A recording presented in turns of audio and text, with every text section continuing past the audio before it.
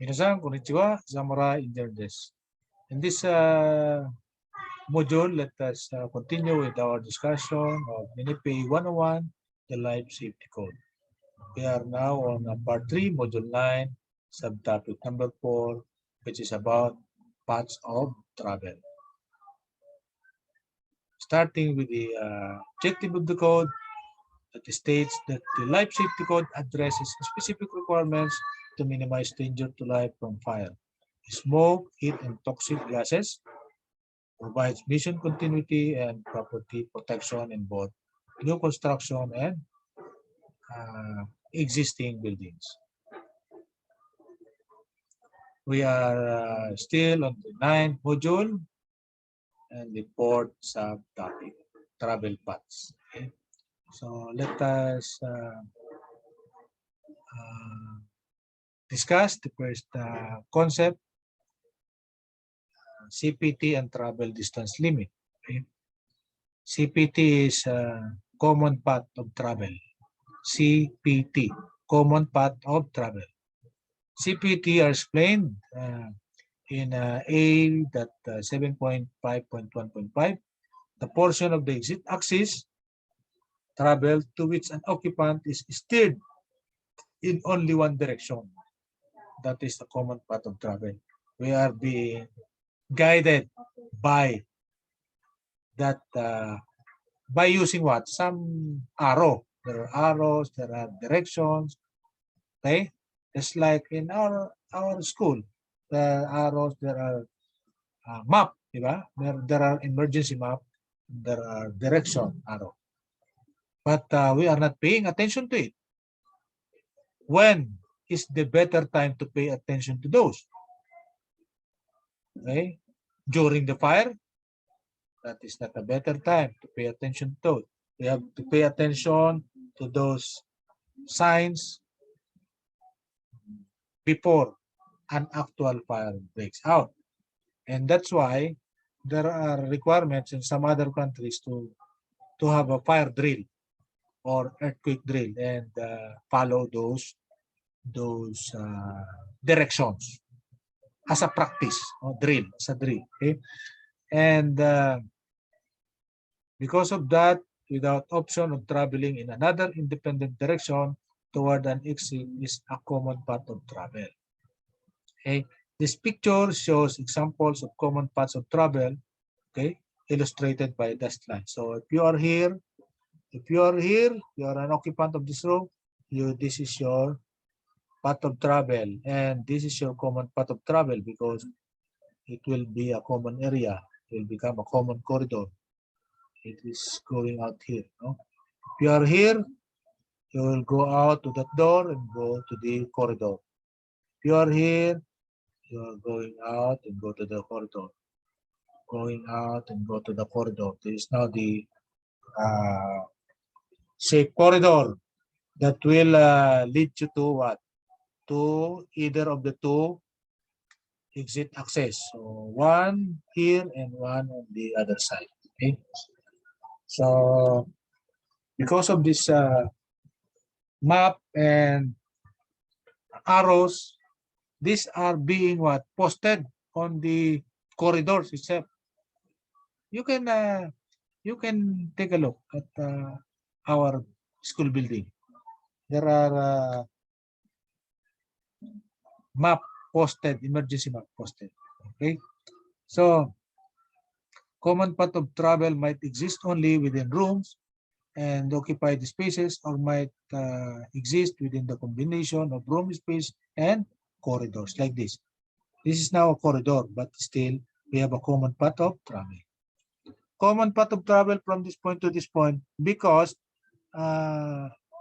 maybe you are coming from this point in this room, but there are co-employees that may come out from this point, and then that will be their common path. Nobody will go to that direction. Everybody from this room will go out there to the corridor. Okay, so that's why it is path without option of traveling in another direction, in only one direction, going out. Okay. So, 8.7.6.1, natural exit access. Path of travel is influenced by contents and occupancy of the building, meaning different purpose of the building. That is what mean the occupancy. It could be either business, hospital, residential. Those are the occupancy type of the building. Okay. Furniture, fixture, machinery, or storage can serve to increase the length of travel because they are obstacle. It is good practice in building design to recognize the influence of contents and occupancy by spacing exit for a completely open floor area at closer intervals than are required, thus reducing the hazard of excessive travel distance due to the introduction of furniture, pictures, machinery, or storage, and minimizing the possibility of violating the travel distance requirement of this code. Okay, as you can see in this picture, it illustrates the path along which travel distance to an exit is measured. Okay, in this picture, letter A. So if you are here, this is your path of travel. This dashed line is your path of travel. Going out using that door and going to this corridor. And then there is an obstruction. You will avoid that obstruction and going out to that door. And that door is actually an exit going to the stairs. But you are here. Now this is the exit door. Okay, this is the exit door because here, okay, this is not yet the exit door. But in the picture letter B, the same floor plan, the same building, but the point 6 is your exit door. The point 6 is your exit door, but the exit door here is on the ground floor. The exit door is on the second floor here. Why? Because it is already recognized that this area is safe because of this wall. Because of this wall. Enclosure. This is called enclosure. This wall enclosure. It encloses. It is protecting the exit stair. This enclosure protects the exit stairs. That's why up to this point, the occupant is already going out to the safe place. This is the safe place. So protection meaning this wall is 2 hours or 1 hour fire rated wall. Okay? Unlike here, this is not yet the safe place. You have to go down to the stairs to be able to a safe area. Okay? So you are in the safe area in number 6. The stairs are not safe because there is no inclusion. There is no wall here. There is no wall. There is no fire-rated wall protecting these stairs. Okay? That is the difference. No? So therefore, if you are a civil engineer, the future that will design building, so you have to include those into your design. Okay? Okay? Because there are maximum and minimum path of travel. We are going to measure that from this point to this point. How many meters? From this point to this point. How many meters? There are requirements, and those requirements will be enforced by Bureau of Fire and Protection.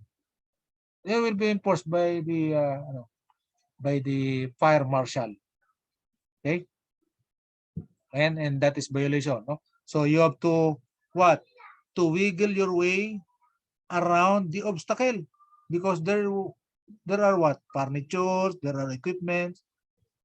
So those are the practical path being measured by the Bureau of Fire enforcers. Okay?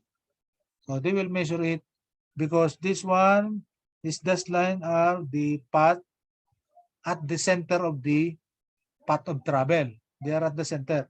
But because of the obstruction, physical obstruction, furniture, fixture, machinery, storage, and so on, you have to to measure along this path rather than a straight line. Okay? So actual path of travel of an occupant using that building. Okay? So that is the concept of travel distance, and there are limits set by the code and enforced by the fire marshal. Okay. Okay. So in part B, the stair is properly enclosed. That's what I'm explaining. Properly enclosed stair and constitutes an exit. This is what we call. This is an exit already. This door is already an exit. This door is not an exit because the stairs is not protected. This is an exit door rather than this one. Okay? So the second floor at the entrance door opening to the exit stair enclosure. So there is a protection. Okay? The travel paths marked as 1 to 6 show that the travel distance is measured as follows. Number 1. So this number 1. What is that? Starting at the most remote point. The most remote point in the room, no? Okay. Number 2, on the floor or other walking surface. So 2 is the walking surface here. 3, along the center line of natural path of travel. So 3, natural center line. 4, around corners and obstruction with a clearance of 1 foot. So you have to measure this dust line within 1 foot of the obstruction. So there is an obstruction here. You have to measure 1 foot and measure the distance going that, no? Okay. So that is how we measure travel distance. So, and the travel distance limit is the set specification by the code and enforced by the fire marshal. Okay. And in the code, there are several of these. Okay. So, common path limit. So, these are the limits set by the code. Okay. For example, Taguig City University, TCU. What is the limit? What is the type of application of TCU? Assembly, educational, daycare, healthcare, ambulatory healthcare, detention facility. So TCU is not detention, it is not correctional, it is not ambulatory, it is not healthcare. So hospitals, healthcare. They are healthcare application. So TCU is not daycare because daycare are those school for kids and youngsters. So very small kids. No. Elementary, high school are actually what? Educational. How about TCU? TCU is not elementary, high school. TCU is actually assembly. Do you know that? If you don't know that, meaning you did not take this subject, okay? Because everybody will classify a university to be what? Educational. University will be classified as educational by those people, those engineers that do not know this code. Okay? Universities are classified as assembly, not educational. Educational are elementary and high school. Okay? Any question? So, for example, in our school assembly, if the school is unsprinkler, this is the distance. And our school, we have sprinkler. We have sprinkler and we have smoke detector. Right? So, what is the limit of our common path limit? here.